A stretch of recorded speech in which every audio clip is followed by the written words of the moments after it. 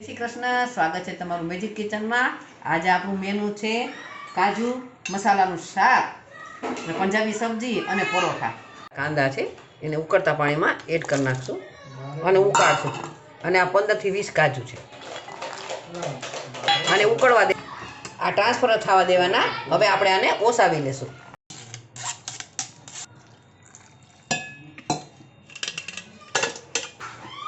આદુ મસ્ત કાજુની એકદમ સરસ ફાઇન પેસ્ટ તૈયાર થઈ ગઈ છે। મૂકી દો 2 પાવરા જેટલું। આપણે છે ને કાજુ તળી લેશું।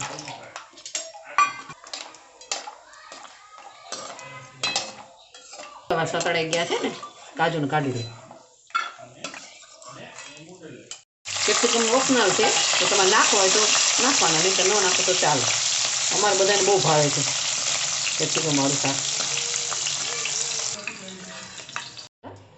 તજ છે, 4 એલચી છે, મરચાં છે, જીરું છે, તજ ભરવું છે, ઘી મૂકીને આપણે પેલા કાંદા વધારશું। પેલા બટર બરી ન જાય ને એટલે પછી નાખ્યું।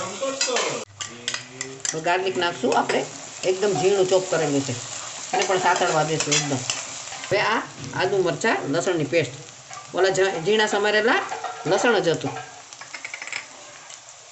સ્વાદ પ્રમાણે નમક એડ કરશું, અડધી ચમચી હળદર એડ કરશું, 1 ચમચી મરચું પાવડર એડ કરશું, ધાણા જીરું પાવડર એડ કરશું। પાછું બધું સાતળી લઈએ, સાતળી લે છે। હવે આપણે એમાં એડ કરશું ટામેટાની પ્યુરી।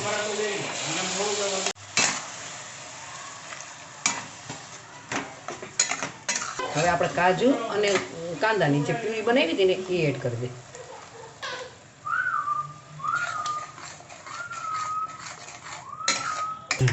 આમાં એડ કરી દઈશું આપણે કેપ્સિકમ।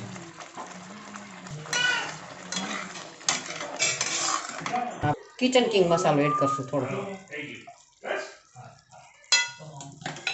આપણું શાક રેડી છે। હવે એડ કરી દઈશું આપણે કાજુ, થોડા ગાર્નિશ માટે રાખી દઈએ। બસ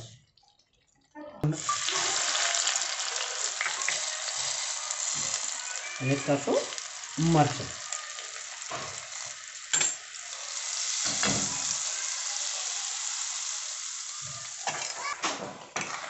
ઠીક ગ્રેવી વાળું શાક તૈયાર છે।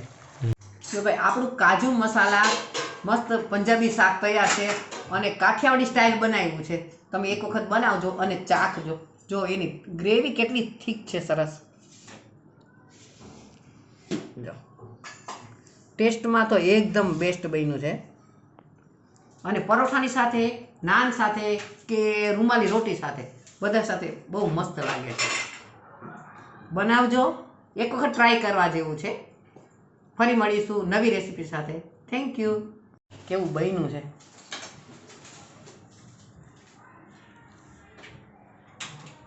ગરમા ગરમ છે હો, એકદમ સુપર બન્યું છે, બહુ સરસ બન્યું છે। ખરેખર એક વખત બનાવજો, તમને આ શાક બહુ જ સરસ ભાવશે। બહારનું તમે ખાતા ભૂલી જશો અને ઘરે જ બનાવશો।